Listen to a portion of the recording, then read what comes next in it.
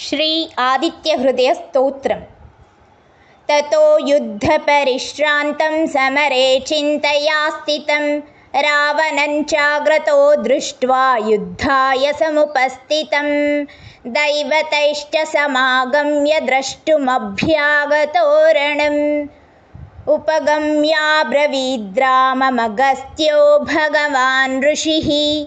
अगस्त्य उवाच राम राम महाबाहो शृणु गुह्यं सनातनं येन सर्वानरीन्वस्तसमरे विजयिष्यसि। अगस्त्य उवाच राम राम महाबाहो शृणु गुह्यं सनातनं येन सर्वानरीन्वत्समरे विजयिष्यसि। आदित्यहृदयं पुण्यं सर्वशत्रुविनाशनं जयावहं जपे नित्यमक्षयं परमं शुभम्।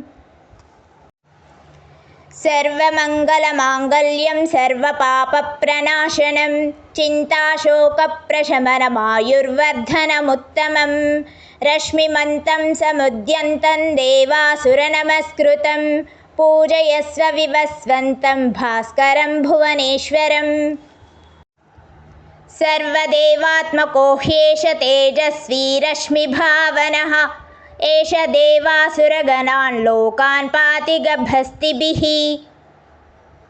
एष ब्रह्मा च विष्णुश्च शिवस्कन्दप्रजापतिः महेन्द्रो धनदः कालो यमः सोमो ह्यपां पतिः।